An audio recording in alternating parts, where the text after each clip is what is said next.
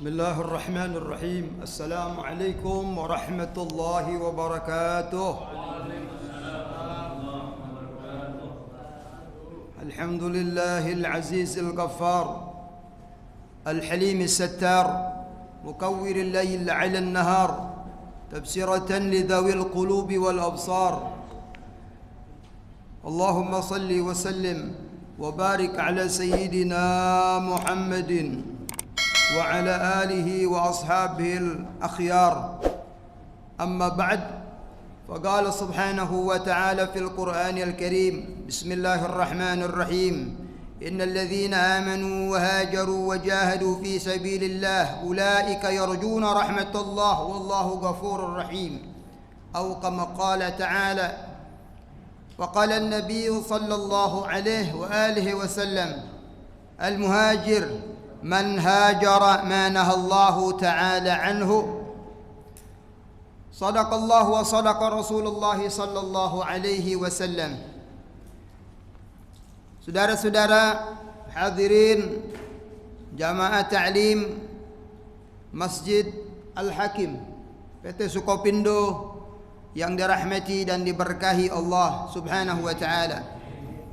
Tema mimbar ta'lim pada siang hari ini adalah kiat-kiat sukses di dalam hijrah.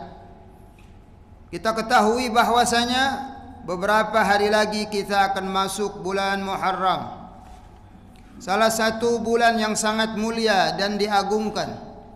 Di samping bulan Muharram itu adalah penanggalan awal daripada tahun Hijriyah. Kemuliaan atau keagungan bulan Muharram ini, kata sebagian ulama, karena di dalam bulan Muharram ada 3 hal agung. Yang pertama, karena bulan Muharram itu salah satu bulan haram. Ana nggak terangkan lagi tuh, karena sudah diulang-ulang bagaimana hebatnya bulan haram, nggak diragukan. Yang kedua, di dalam bulan Muharram itu ada satu hari yang namanya Ashura. Dari kata Ashara, 10, hari yang ke-10. Ini hari yang sangat istimewa. Sampai diriwayatkan dalam hadis sahih Bukhari Muslim. Begitupun diriwayatkan Sunan Abi Dawud dalam sunannya.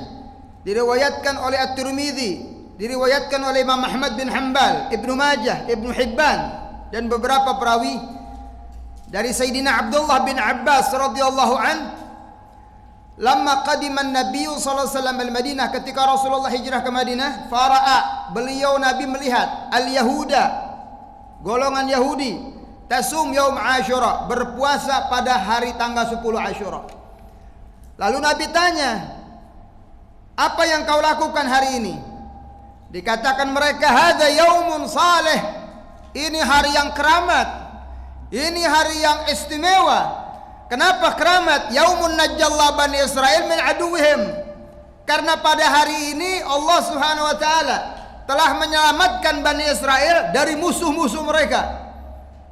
Fasamahu Musa, maka Nabi Musa berpuasa pada hari itu syukran lillah, tasyakur kepada Allah atas kemenangan tersebut.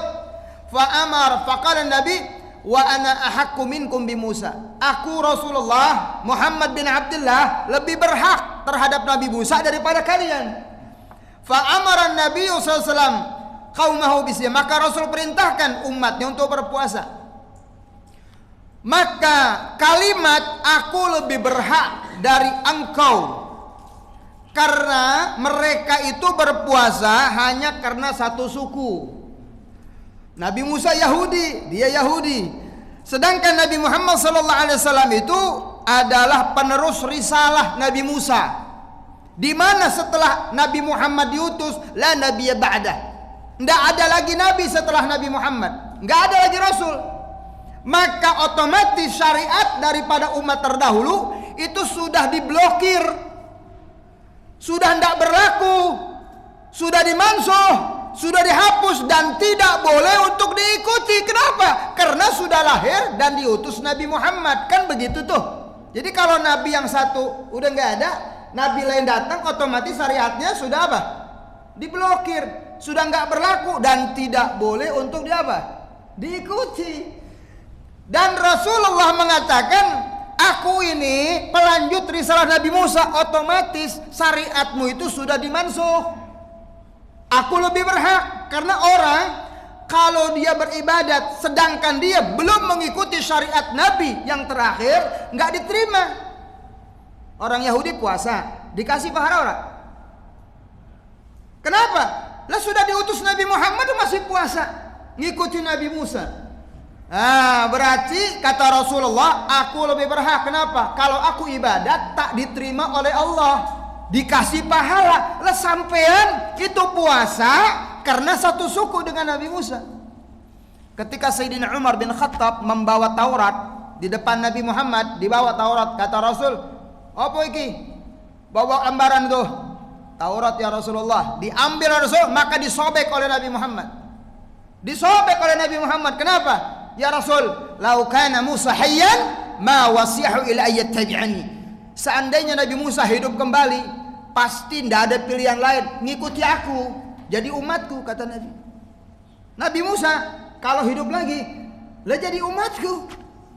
Orang Nabi Musa di Lauhil Mahfud ningali ada lembaran bagaimana hebatnya umat Nabi Muhammad. Nabi Musa kepengen jadi umat Nabi Muhammad. Orang iso, nggak bisa. Lah kalau hidup lagi Nabi Musa, pasti yang diinginkan para nabi sebelum Nabi Muhammad, jikalau hidup lagi, itu nanti Nabi Isa akan jadi umatnya Nabi Sallallahu Alaihi Wasallam. Walak antum udah jadi umat Nabi, nggak ada bangga-bangganya gitu. Biasa ya. Ini luar biasa. Nabi-nabi terdahulu kepengen jadi umatnya Nabi Muhammad. Lah kita orang minta, orang pesan, ujung-ujung lahir jadi umat. Alhamdulillah. Senang nggak? Senang nggak? Awas nggak ngomong senang. Bila nggak minta, nggak mesen, dilahirkan jadi umat Nabi. Kuntum khairu ummatin, kalian itu sebaik-baiknya umat. Kita nih umat terbaik dari yang pernah Allah ciptakan di dunia ini, kita umat Nabi Muhammad SAW. Allahumma salli wa sallim. Nah, jadi begitu tuh. Tetapi saudara, walaupun semua syariat sudah dihapus, ada syariat itu yang kemudian ditakrir ulang oleh Rasul, ditakrir ulang. Artinya syariat dulu yang dianggap baik ditakrir lagi menjadi syariat Nabi Muhammad. Contohnya apa? Puasa Nabi Daud. Itu puasa Nabi Daud kemudian ditakrir oleh Nabi, dimasukkan ke syariatnya, jadilah sunnah. Sehari puasa, sehari Abdulus Siyam, indallah siyamuda. Puasa yang paling disuka Allah, puasa Nabi Sobo. Pernah puasa Nabi Daud? Pasti belum. Saya jawab dulu deh, pasti belum. Sehari puasa, sehari tidak, sehari puasa, sehari tidak. Wah, Masya Allah, payah dah. Karyawan Sukopindo puasa Daud, Masya Allah, udah kurus nih. Ngapa mas kurus mas? Puasa Nabi Daud, Beb. Orang kuat, yang Ramadan aja bolong-bolong, Sukopindo, gitu tuh. Lemes tuh. Tapi insya Allah khair, insya Allah. Puasa Asyura pun itu puasa Nabi Musa, ditakrir oleh Nabi, jadi syariatnya Nabi. Lah orang kalau belum syahadat, biar anda ibadat ribuan rakaat, biar anda puasa, nggak dikasih pahala. Orang Yahudi puasa nggak dikasih pahala sampai asyhadu alla ilaha illallah wa asyhadu anna Muhammadan, baru maktum indallah, dicatat. Makanya bilang, pantas nggak? Aku lebih berhak dari kalian puasa, pantas nggak? Kalian ibadat nggak dikasih pak sebelum apa? Syahadat. Makanya dikasih pahalanya setelah syahadat. Nah kemudian ini puasa jadi puasanya Nabi Muhammad. Kenapa ditakrir oleh Nabi? Lalu sahabat nanya, ya Rasulullah, bukankah engkau larang kami niru Yahudi? Naam. Apa yang Nabi bilang? La in bagitu ila gabil la asumana tasi'. Kalau aku hidup tahun depan, aku akan puasa tanggal 9. Sumu yauman ba'dah wa sumu yauman qabla khaliful yahud. Bedakan kalian dengan Yahudi, puasa sehari sebelumnya, puasa sehari sesudah. Makanya kita umat Nabi entar puasanya jangan 1 hari, makruh. Kenapa? Sama dengan Yahudi. Yang bagus mana? 3 hari. Kata Imam Syafi'i, tingkatan level paling tinggi antum nanti puasanya 9, 10, 11. Siap? Insya Allah. Itu kira-kira Indonesia. Kayaknya sih kalau insya Allah ada itu ya. Insya Allah. Mudah-mudahan insya Allah. Nggak bisa tanggal 9 ya, nggak bisa tanggal 9 ya 10 11 atau 9 10. Nggak bisa tanggal 10 wis cari temennya. Tanggal 11, 12, 13, 14 masa nggak bisa? Cari temennya, yang penting jangan sehari, 2 hari minimal. Wahakadha, bedakan. Semuanya jangan sama. Orang Yahudi nggak suka janggut, antum harus suka. Kata Nabi, bedakan kau dengan Yahudi. Masuk janggut saja beda. Ada janggutan kan ya? Yang nggak punya janggut jangan bersedih. Masih ada sunnah lain, Pak. Maka janggut jangan dikerok. Ya, lah kumis tipisin. Ini kumisnya dikerok, janggutnya dikerok, kumisnya enggak. Yahudi itu. Iya, persatuan kumis jarang seluruh Indonesia. Nah, itu ya. Jadi janggut ini dipiara karena ini sunnah Nabi akan terus memberi pahala. Anda tidur pun masih pahala terus. Paling hebat sunnah Nabi SAW. Janggut. Ikhtilaf, ulama ikhtilaf. Ada yang mengatakan enggak boleh, ada yang mengatakan enggak boleh untuk digunting, ada yang bilang boleh. Ikhtilaful ulama rahmah, terserah antum. Janggut kumisnya itu bedakan engkau dengan Yahudi. Seperti mempikok rambut, yang sudah beruban, janggutmu dipikok boleh, enggak juga enggak apa-apa. Yang sudah beruban mau dipikok boleh. Abu Bakar, Abu Quhafah itu ketika datang ke hadapan Nabi SAW udah beruban. Ya, kata Rasulullah boleh diwarnai. Kalau yang sudah putih ya, kalau yang hitam jangan. Hindari yang hitam. Yang kuning boleh. Besok yang sudah ubanan boleh. Dikuningin, dijahein, langsung goreng. Kuningin, kunyit, dikonengan supaya kararoneng lah. Ya silahkan, antum mau dikuningin boleh, nggak apa-apa, sunnah. Orang Yahudi nggak suka, antum harus suka. Dan banyak hal-hal lain yang kita diperintahkan khaliful Yahud, diperintahkan berbeda dengan mereka, jangan sama dengan mereka. Sini saya catat banyak sekali sesuatu yang disuruh beda dengan mereka. Nah, nanti dalam bahasan berikutnya, karena fokusnya kepada hijrah. Kemudian yang ketiga, di samping Asyura, kemuliaan bulan tersebut karena ada hijrahnya Nabi sallallahu alaihi wasallam. Ada hijrahnya Nabi sallallahu alaihi wasallam yang kemudian nanti dinobatkan oleh Sayyidina Umar bin Khattab sebagai awal tahun. Ya tentu bukan tanpa sabab, bukan tanpa dasar yang kokoh kenapa hijrah dipilih. Ya, sehingga dibuka musyawarah. Ini kira-kira ini dimulai dari peristiwa apa? Sahabat semua punya pendapat. Sayyidina Ali mengatakan bagaimana kalau dari hijrah, karena beliau adalah pelaku sejarah hijrah. Ya, maka dipilihlah hijrah karena hijrah babak baru dalam sejarah yang setelahnya kemenangan demi kemenangan diraih oleh umat Islam dari Futuh Makkah dan perang-perang setelahnya menang sampai Islam meluas 2/3 belahan dunia penuh dengan mercusuai nur agama Islam sampai ke kita sekarang. Antum duduk di sini, ini bermula daripada hijrah Nabi SAW. Kalau Nabi nggak hijrah habis sudah. Al-Quran belum 30 juz, dakwah belum tuntas.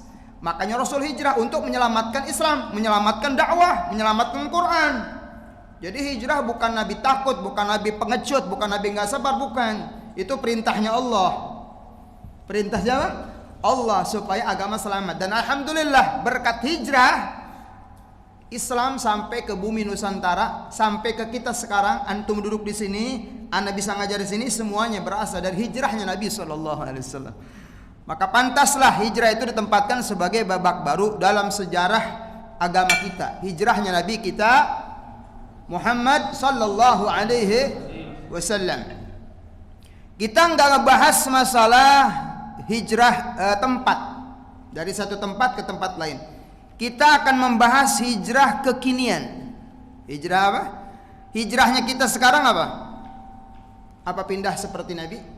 Nabi Muhammad dari mana? Dari Mekah ke Madinah untuk menyelamatkan akidah. Naam. Antum sekarang hijrahnya bukan makaniyah tapi ma'nawiyah. Hijrah ma'nawiyah artinya antum berpindah dari keburukan kepada kebaikan. Ya, dari yang haram kepada yang halal, dari yang batil kepada yang hak, dari yang enggak baik menjadi lebih baik, dari yang malas menjadi rajin. Itu hijrahnya kita. Sebagaimana disebutkan oleh Nabi, al-muhajir man hajara ma nahallahu an. Orang yang hijrah setelah itu adalah orang yang hijrah dari apa-apa yang dilarang oleh Allah Subhanahu wa taala. Kalau kita artikan begini, hijrah yang dimaksud dalam kekinian ini memulai kembali kepada kehidupan agama. Kembali lagi kepada ajaran Al-Quran dan Sunnah Nabi Sallallahu Alaihi Wasallam.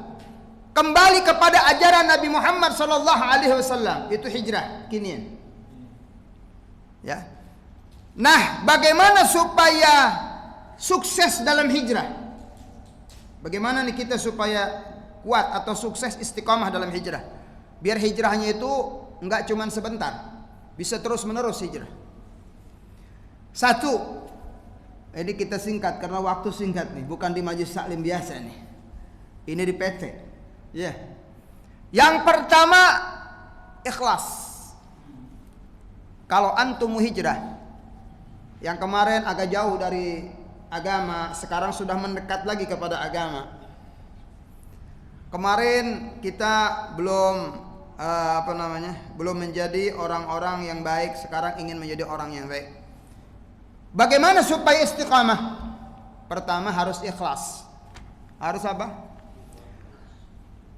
Faqala ta'ala fil Qur'an al-Karim surat Al-Baqarah 218, innal ladzina amanu wa hajaru wa jahadu fi sabilillah ulaika yarjuna rahmatallah. Sesungguhnya orang-orang yang beriman, yang berhijrah, yang berjihad di jalan Allah, ulaika yarjuna rahmatullah, mereka lah yang mengharap rahmatnya Allah. Jadi hijrah bukan untuk mengharapkan pujian. Oh, masya Allah, sekarang udah saleh nih. Oh, sekarang udah hijrah nih.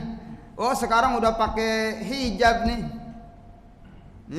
Nanti kalau nggak kuat, nggak ikhlas itu cepet selesai nih. Baru kemarin hijrah, sekarang sudah kembali lagi kayak dulu.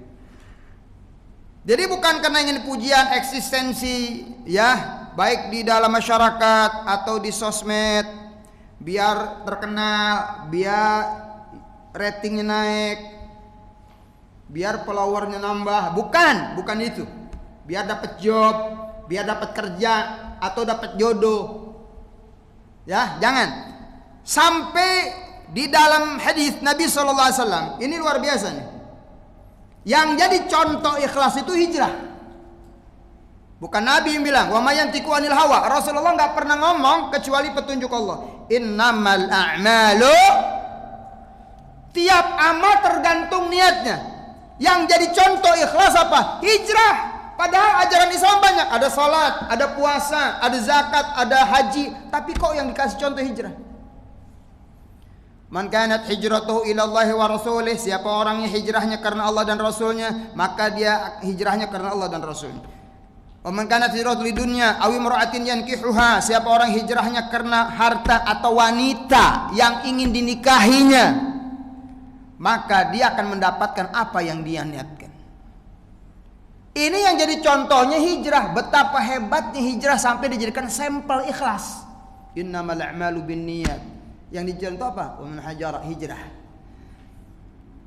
Saudara yang dirahmati Allah Subhanahu wa taala, kalau orang sudah niatnya ikhlas, ya, niatnya kuat karena Allah Subhanahu wa taala, maka apapun yang terjadi, seberat apapun ujian dalam hijrah itu akan bisa dia lewati. Dan dia tidak akan terpengaruh oleh ujian tersebut. Ikhlas, kuat. Misalnya ada perempuan yang hijab, ada yang terus menerus dia nggak lepas hijab, ada yang baru sebulan sudah lepas. Ada yang baru setahun sudah lepas hijab lagi, sekarang udah nggak pakai hijab. Nah, berarti kemungkinan besar dia niatnya bukan lillah, bukan karena Allah, ada tujuan lain. Wallahu a'lam. Kadang kan bisikannya begini nih. Buat apa jilbab? Ya, mendingan jilbabin hati dulu. Oh, jilbabin hati dulu. Hebat ya. Ada jilbab hati itu. Di mana itu belinya itu? Saya pengen beli itu. Jilbabin hati dulu. Kayak begini. Ya, buat apa sholat? Mendingan benerin dulu hati. Nah, ini dia. Ini ucapan-ucapan yang keliru ini. Ya, jadi yang begitu. Menutup hijab itu wajib. Yang penting hatinya baik. Di mana baiknya kalau orang melanggar syariat ya geblek. Ada begitu. Yang penting hatinya Ustaz. Waktu saya ngajar, kenapa nggak pakai hijab? Yang penting hatinya dulu bersih. Banyak orang yang pakai hijab hatinya kotor. Masya Allah, ini ngomongnya nggak paham nih.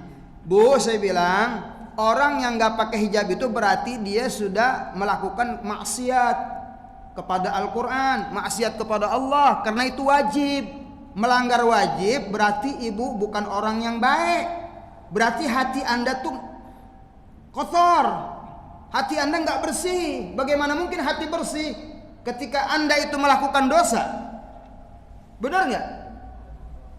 Ada dalam hadis apa? Hati itu apa?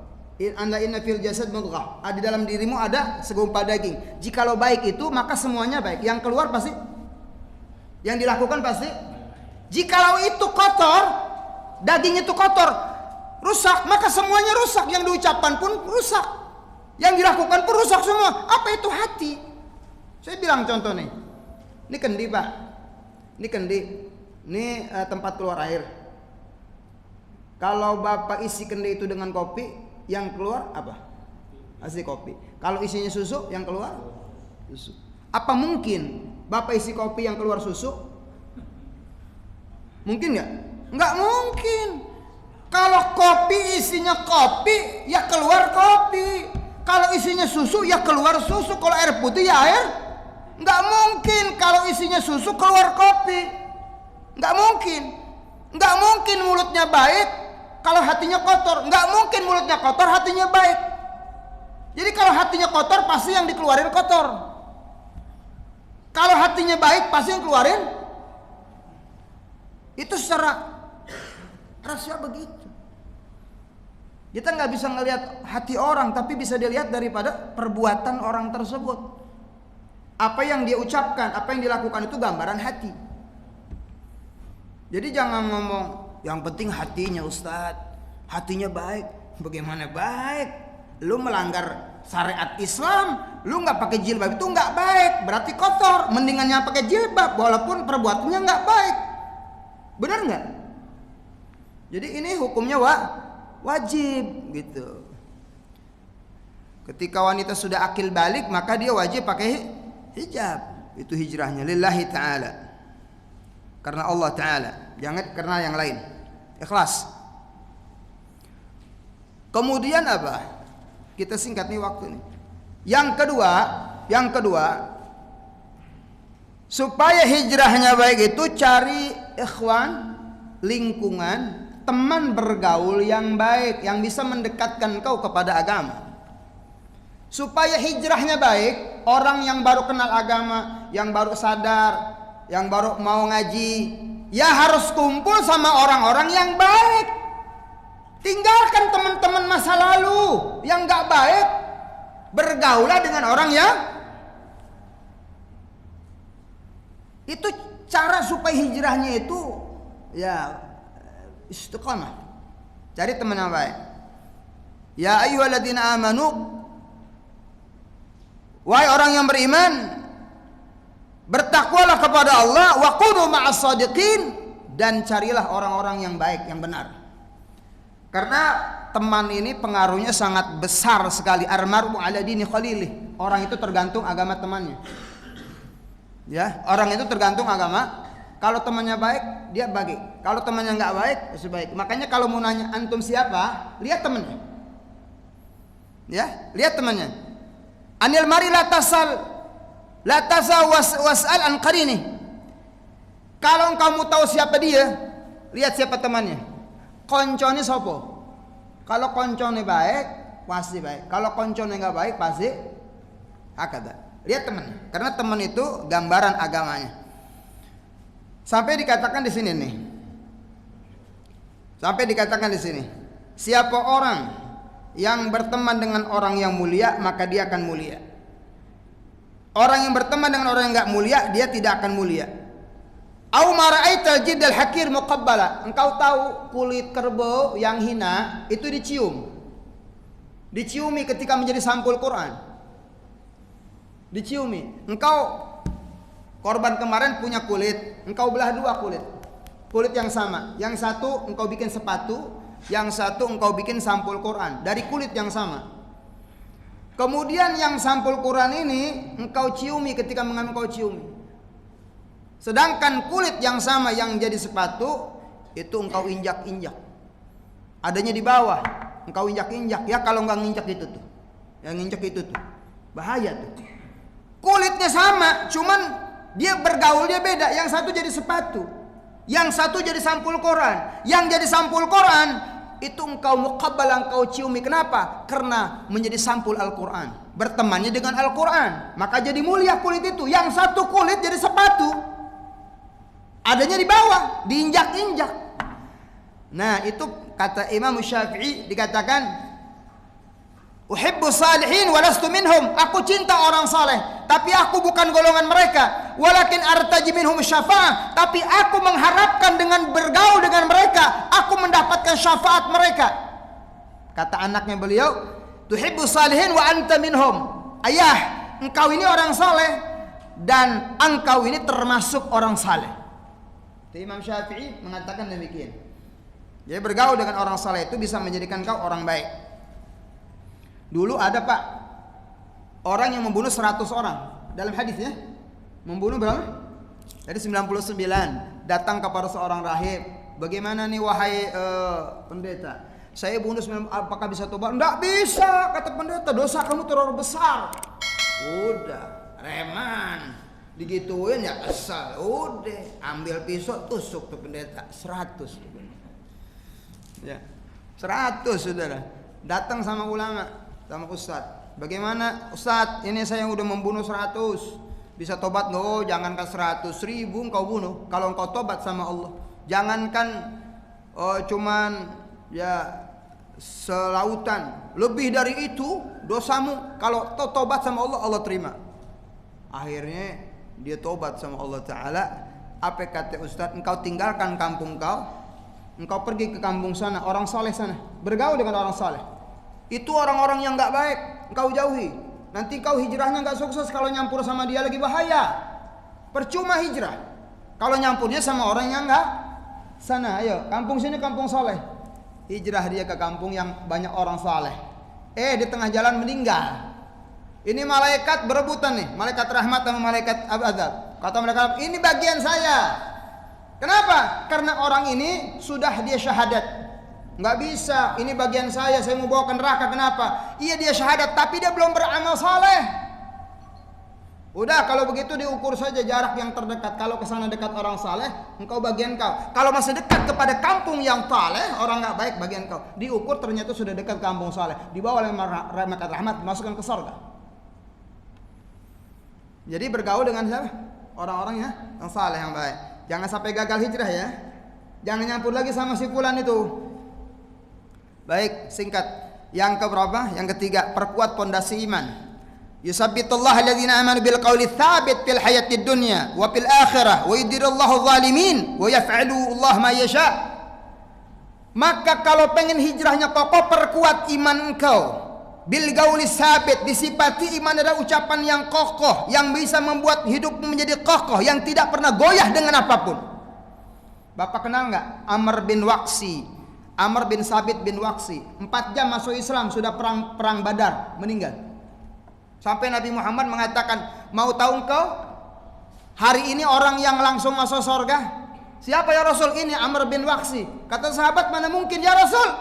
Dia belum salat, dia belum zakat, dia belum ibadat, dia baru syahadat. tapi Allah Subhanahu wa taala menilai keimanannya dan keikhlasannya, dimasukkan ke surga.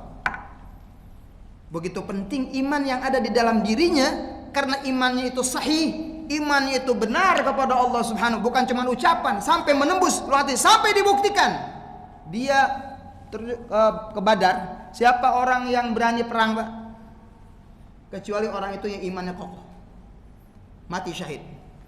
Antum beriman sudah berapa tahun ini? Begini-gini aja, biasa aja. Jangankan berkorban untuk nyawa, ya 2,5% aja nggak pernah dikeluarin. Korban 2,5% aja beratnya luar biasa. Imannya sudah 50 tahun, sudah 40 tahun. Tapi ya begitu dah, memprihatinkan. Tapi mudah-mudahan iman Anda semakin meningkat, semakin kuat, insya Allah. Saya singkat karena waktu sudah jam 1. Kemudian yang keempat, pahami Al-Quran dan Sunnah dengan sebaik-baiknya. Bagaimana engkau akan hijrah dengan baik kalau engkau nggak paham dengan Al-Quran, nggak paham dengan Sunnah, nggak paham dengan syariat Nabi Muhammad, maka akan luntur kembali pemahaman itu. Kemudian yang keempat, istiqomah. Sedikit tapi engkau kerjakan terus menerus, ya, itu amal yang dicintai Allah. Sedikit tapi mudawamah. Dan yang terakhir, perbanyak doa. Perbanyak doa kepada Allah Subhanahu wa taala. Itu di dalam doa itu sebut ada Allahumma ya muqallibal qulub tsabbit qalbi ala dinik. Itu dalam tahiyat saya suka baca tuh, ya muqallibal qulub tsabbit qalbi ala dinik, atau rabbana la tuzigh qulubana ba'da idh hadaytana wa hab lana min ladunka rahmah innaka antal wahhab. Itu diperbanyak membaca. Itu diperbanyak, rabbana hab lana min azwajina. Itu diperbanyak, atau rabbana hablana rabbana la tuzigh qulubana, ya, rabbana la tuzigh qulubana ba'da idh hadaitana wa hab lana min ladunka rahmatan innaka antal. Perbanyak itu supaya kokoh. Kemudian sabit qalbi ala dinik, itu kita baca tuh terus supaya tetap agama kita di hati, nggak luntur dengannya. Bapak saudara yang dirahmati Allah Subhanahu wa taala, itu saja sedikit sekelumit tentang kiat-kiat sukses dalam hijrah. Dan mudah-mudahan Allah Subhanahu wa taala memberi kekuatan lahir batin untuk bisa melaksanakan hijrah dengan sebaik-baiknya, menuju jalan yang lebih baik yang diridhai Allah Subhanahu wa taala. Dan tahun ini mudah-mudahan lebih baik dari tahun yang lalu, tahun yang penuh dengan keberkahan, tahun yang penuh dengan kebaikan, dan peningkatkan kuantitas dan kualitas ibadah kita kepada Allah Subhanahu wa taala semakin bertambah insyaallah. Demikian, wal afu minkum. Assalamualaikum warahmatullahi wabarakatuh.